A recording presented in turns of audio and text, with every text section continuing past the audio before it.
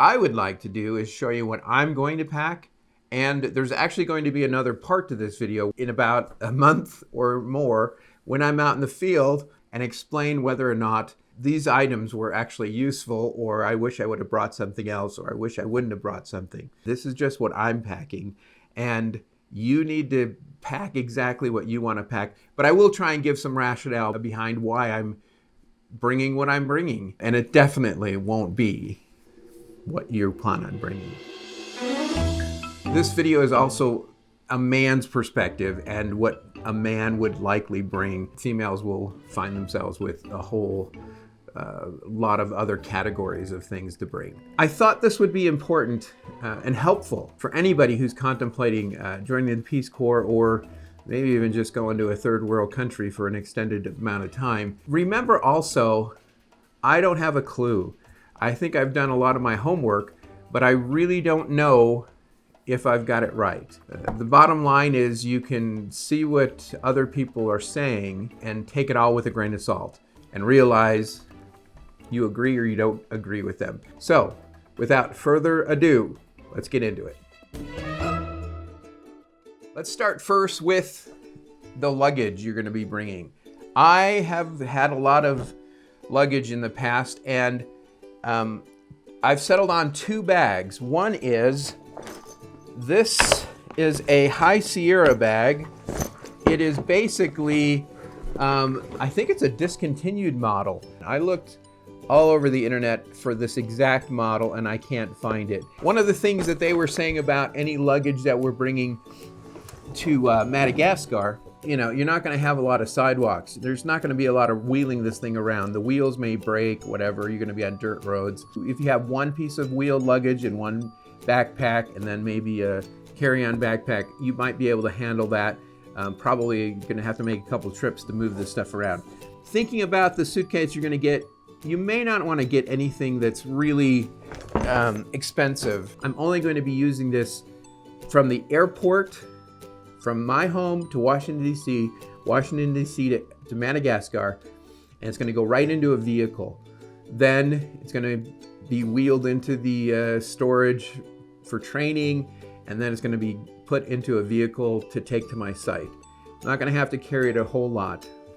So it could probably be used luggage. It doesn't have to be new. It doesn't have to be a great quality. It's only going to have to last you, 2 years, but you're not going to use it all that much. The other thing to be concerned about is that your luggage has to be, and this may vary depending on your airline, but it has to be a certain dimension, either a total dimension for your two pieces of luggage. I believe ours was, it had to be 62 inches max, and that is if you go length by width by height. And it has to be so many kilograms, which equates to about 50 pounds per piece of luggage.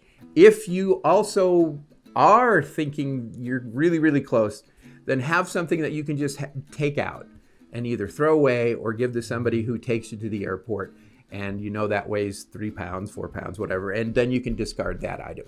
Also realize that your carry-on could also have a limitation on its size as well as weight. Now, I haven't seen Ethiopian Airlines say that you get two items, the carry-on and the personal item, but so I'm a little concerned with that one because I do plan on bringing a fanny pack that will hold some of my cameras.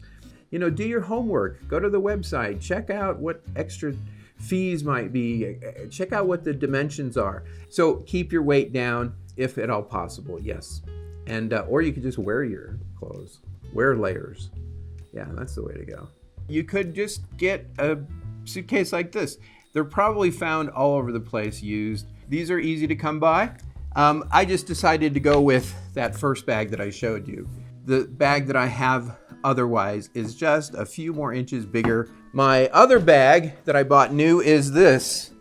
It's a Element. It's waterproof, it's plenty big, and it's yellow. In fact, they have other colors. So they have a blue, and they have a gray, and they have a red, and believe it or not, those were actually cheaper. The bag itself only weighs about 2.64 pounds, it says. Measurements in bags often go by liter weight. And I think to hit that range of 60-something inches that you need, you're gonna need somewhere in between like an 80 and 100 liter bag. And I just got the yellow one because I wanted it to stand out.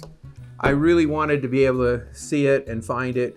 How many yellow big bags can there be, right? I guess we'll find out.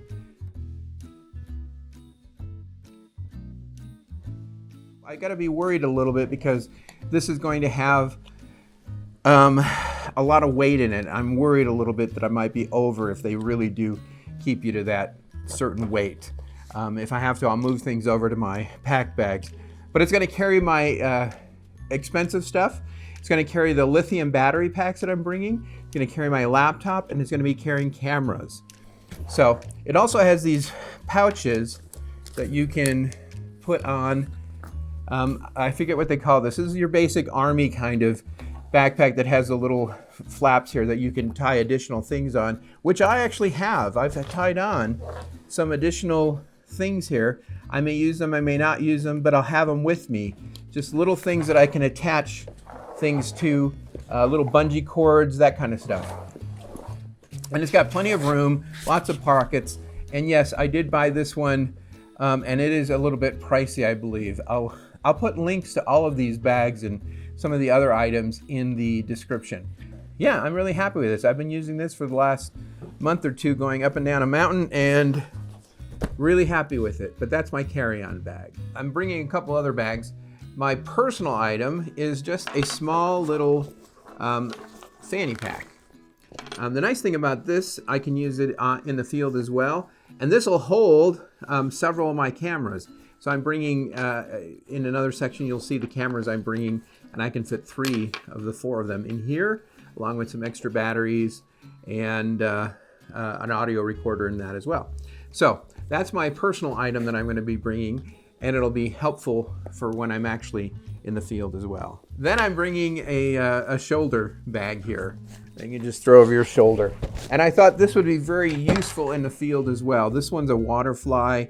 A million people make these, right? And it has multiple pouches and whatnot, and you can put in a very small water bottle there. A place for, throw some glasses in there as well. So I thought that would be very helpful to carry around with me if I didn't take the backpack.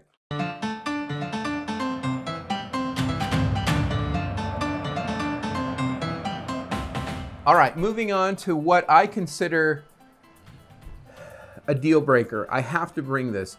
Madagascar is not likely to have electricity at all their sites, and certainly not consistent electricity. I would not probably recommend this for most people, but I'm bringing this, which is solar panels. And it's just not any solar panels.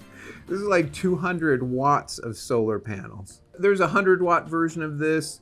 This one originally on Amazon is like $400. I don't know why, but I got $120 off of it. This is the largest solar panel I could find, foldable, that I could put in either one of these bags. Is 14 pounds out of 100 pounds worth it?